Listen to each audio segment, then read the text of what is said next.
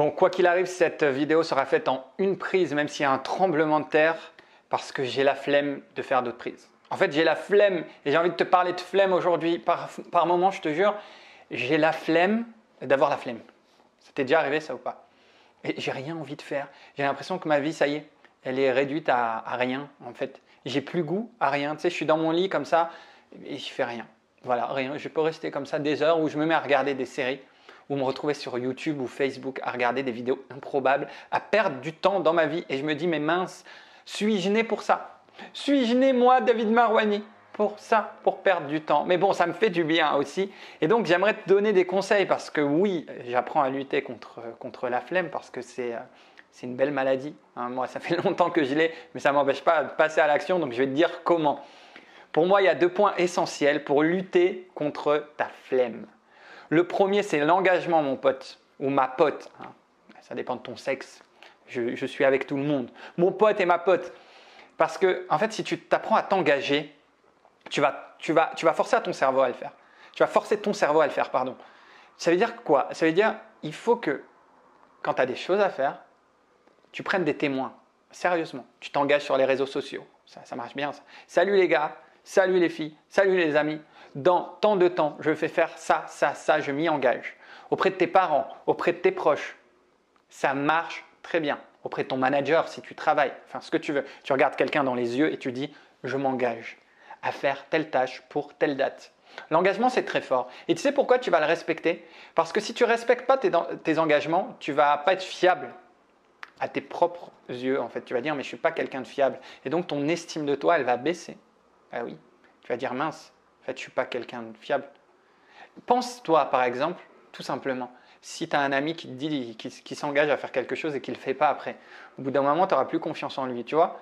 Donc, c'est important d'avoir ce traitement de faveur avec toi aussi, de dire je m'engage auprès de quelqu'un, je m'engage auprès de moi, il faut que je sois fiable. Et donc, tenir ça. À partir du moment où tu fais ça, que tu t'engages, tu as une énergie nouvelle, je ne peux pas te l'expliquer, mais tu as une énergie qui vient parce que tu es obligé. Et c'est ce qui nous arrivait à l'école, quand on avait un contrôle. On procrastine jusqu'à la veille, mais la veille, on se met à bosser même si on a la flemme parce que tu es obligé, parce que tu connais les conséquences derrière. Donc pense qu'à chaque fois que tu procrastines, les conséquences sur ton être sont énormes. Parce que ton estime de toi, elle va baisser. Si tu as une mauvaise estime de toi, tu ne passeras pas à l'action, tu t'autoriseras même pas à être en société, à rêver. Donc c'est le premier point, engage-toi. Le deuxième point, il est simple, c'est de visualiser. Plutôt que de te focaliser sur ce que tu n'aimes pas, sur ce qui te fait mal, en pensant à ce que tu dois faire, projette-toi en te disant « qu'est-ce que je vais ressentir quand je l'aurai fini ?» Ça marche trop bien ça. J'ai la flemme de faire la vaisselle.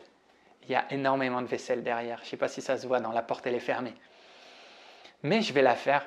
Et en fait, je vais me projeter sur le après. Comment je vais me sentir quand ça sera fait? Mais je serai trop soulagé. Franchement, je vais me sentir bien. D'ailleurs, je vais pouvoir manger. Je ne vais pas manger juste des trucs dans le frigo à l'arrache comme ça, c'est un yaourt parce que j'ai la flemme de me faire cuire un truc parce qu'il y a trop de vaisselle. Je vais me projeter après. Tu te projettes et puis qu'est-ce que je vais ressentir quand la vaisselle sera bien, que j'aurai mangé, que mon ventre sera bien rempli. Tu vois, et en me mettant dans cet état émotionnel, forcément, je trouve une nouvelle énergie pour le faire. Donc retiens bien ces 2 points, c'est une vidéo assez courte, ça fait 3 minutes 30. C'est très bien, si tu veux lutter contre ta flemme, tu t'engages. Donc c'est ce que tu vas faire maintenant, tout de suite, s'il te plaît. Engage-toi dans les commentaires. S'il y a un truc sur lequel tu as la flemme en ce moment, engage-toi sur les commentaires. Et s'il vous plaît, toutes les personnes qui regardent cette vidéo, likez les personnes qui s'engagent dans les commentaires. Engage-toi dans les commentaires dans YouTube, s'il te plaît. Ne le fais pas sur Facebook. Je quitte de plus en plus Facebook pour venir sur YouTube.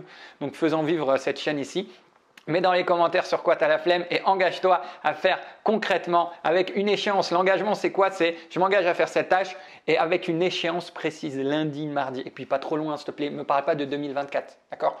On parle de right now, maintenant. Voilà. Et le deuxième point, visualise. Visualise donc. Ferme les yeux et ressens, tu as la capacité à ressentir, ressens le bien-être que ça va t'apporter. Voilà, j'en avais parlé dans la vidéo sur les 4 A, mais c'était important de le remettre dans le contexte de la flemme.